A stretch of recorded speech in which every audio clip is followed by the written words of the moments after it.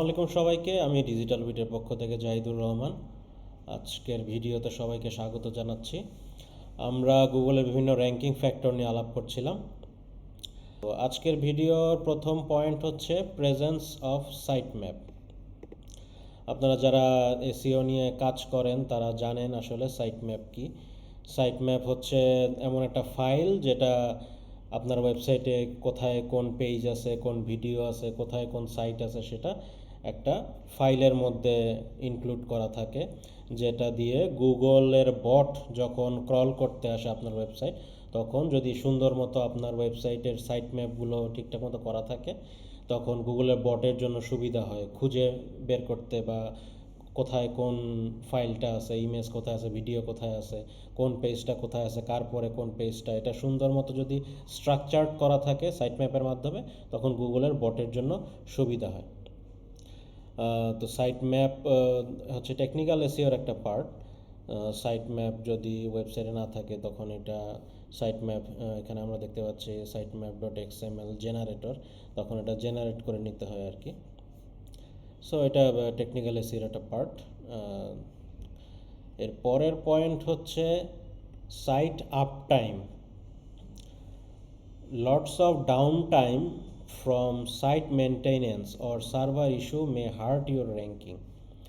এটা বলা হয়েছে যে আপনার ওয়েবসাইট যদি মেনটেনেন্সের কারণে বা সার্ভার ইস্যুর কারণে অনেক লম্বা সময় ধরে প্রায় রেগুলারলি ডাউন থাকে আপনার ওয়েবসাইট, সো এটা গুগল ভালো চোখে দেখে না, এটা খারাপ চোখে দেখে Google, and can even result in D indexing if not corrected. So এই প্রবলেম আপনার ওয়েবসাইট যদি রেগুলারই সার্ভার ইস্যুর কারণে বা মেনটেনেন্সের কারণে রেগুলার ডাউন থাকে, তখন গুগল আস্তে আস্তে এটাকে ডি র্যাঙ্ক করে দেয়।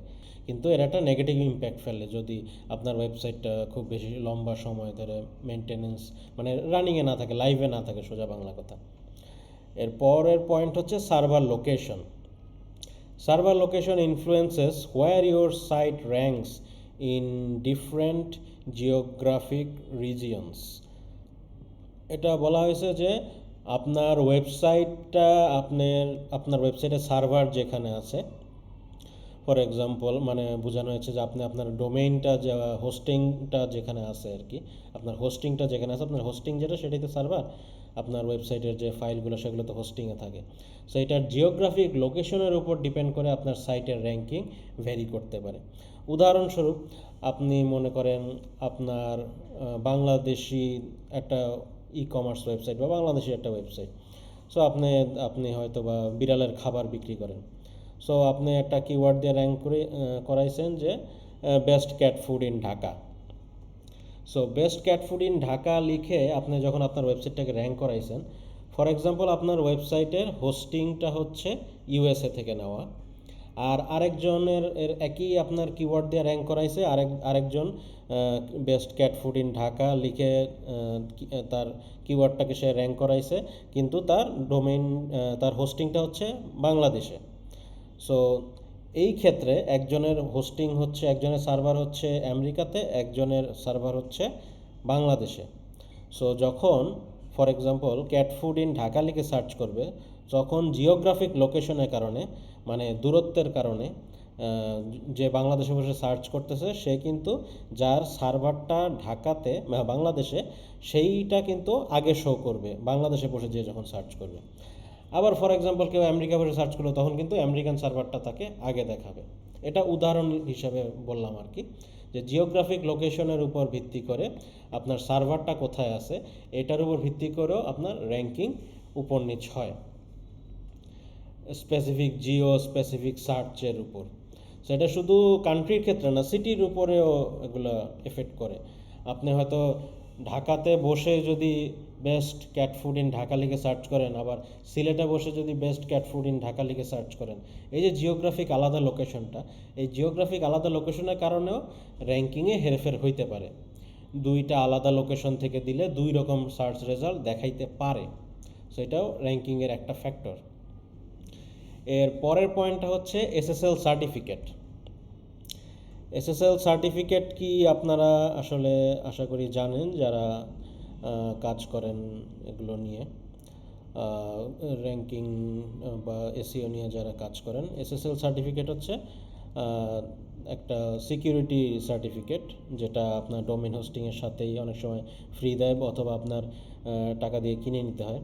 এই সাইটটা এই এসএসএল সার্টিফিকেটটা কেনার অর্থ হচ্ছে আপনার ওয়েবসাইটটা সিকিউর।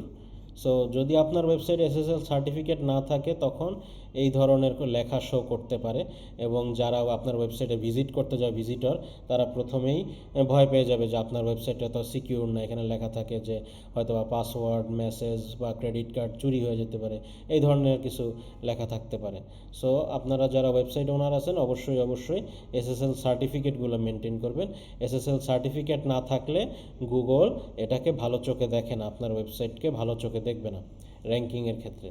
সো যারা র্যাঙ্কিং নিয়ে চিন্তা করছেন তারা অবশ্যই র্যাঙ্কিংয়ের জন্য এসএসএল সার্টিফিকেটটা নিয়ে রাখবেন আপনার ওয়েবসাইটে।